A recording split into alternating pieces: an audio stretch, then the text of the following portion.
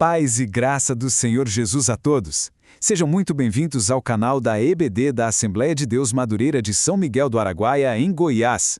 Hoje, nossa reflexão é sobre a leitura complementar de quinta-feira, 26 de março, que está em Hebreus capítulo 11, versículo 1. Um texto fundamental que lança luz sobre o tema da nossa lição. O nosso tema geral, como sabemos, é a lição de número 13, os discípulos de Cristo e a bem-aventurada esperança. E é bom frisar que essa esperança não é um detalhe, um mero acessório na vida cristã. Pelo contrário, ela é o horizonte, a direção que deve guiar a vida e as atitudes de todo discípulo de Jesus. Só que, em meio às lutas, às dificuldades e às incertezas do nosso dia a dia, surge uma pergunta muito importante. Qual é a base, qual é o alicerce que faz a esperança do cristão ser diferente de um simples otimismo? O que de fato a torna inabalável? E a resposta para essa questão central está justamente na nossa leitura complementar de hoje. Vamos então analisar com atenção o que nos diz o texto de Hebreus capítulo 11, versículo 1, que vai nos mostrar qual é o fundamento sobre o qual toda a esperança bíblica é construída. Aqui está. Este versículo é poderoso porque ele nos dá a definição precisa, a definição bíblica do que é a fé. E é muito importante notar que o texto não descreve a fé como um sentimento, uma emoção, mas sim como um firme fundamento e como uma prova. Vamos entender o que essas palavras significam.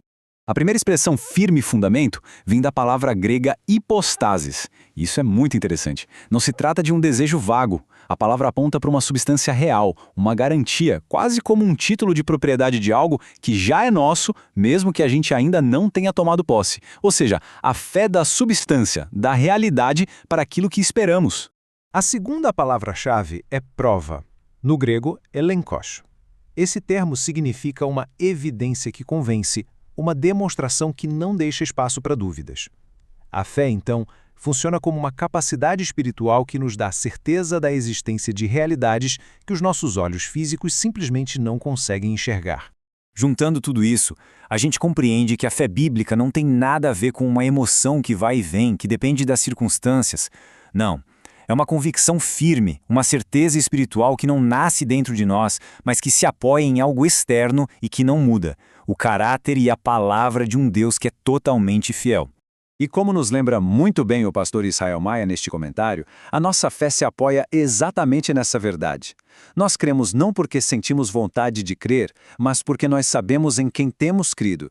A fidelidade de Deus é a rocha firme onde a nossa fé e, por consequência, a nossa esperança estão seguras. Certo, já entendemos a definição poderosa de fé. Mas como é que isso se aplica na prática? De que maneira essa certeza a respeito do que não vemos se transforma em ações, em atitudes concretas no dia a dia de quem segue a Cristo?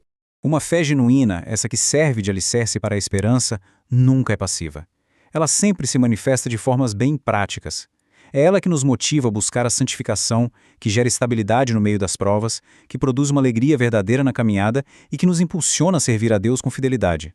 Veja bem, a busca pela santificação não é um esforço para merecer o favor de Deus, de jeito nenhum. É uma resposta à esperança que nós já temos. É porque a fé nos dá a certeza da promessa de que um dia veremos a Deus, que nós somos motivados a viver hoje de um jeito que combine com essa esperança gloriosa. A santidade, então, é uma consequência natural de uma esperança bem fundamentada. Como afirma o pastor William Barros, é o estilo de vida para o qual Deus nos chamou. É a demonstração prática da fé que a gente diz que tem. A jornada cristã não é livre de tempestades. Todos nós enfrentamos provações, mas é nessas horas que a fé, sendo a certeza das promessas de Deus, age como uma âncora para a nossa alma, como o próprio livro de Hebreus escreve. É ela que nos mantém firmes quando os ventos contrários ameaçam nos tirar do caminho. Essa ilustração usada pelo bispo Abner Ferreira é perfeita. Assim como a âncora dá firmeza e segurança para um navio no meio de um mar agitado, a nossa fé na fidelidade de Deus nos mantém seguros e estáveis no meio das tempestades da vida. E depois de ouvir tudo isso, a reflexão se torna pessoal. Cada um de nós precisa se perguntar: de que maneira essa convicção sobre as realidades que eu não vejo está de verdade transformando o meu jeito de viver? O meu jeito de reagir aos problemas, o meu jeito de planejar o futuro? A mensagem principal de hoje, portanto, é muito clara. A bem-aventurada esperança que o cristão tem não se parece com um desejo vago ou um pensamento positivo.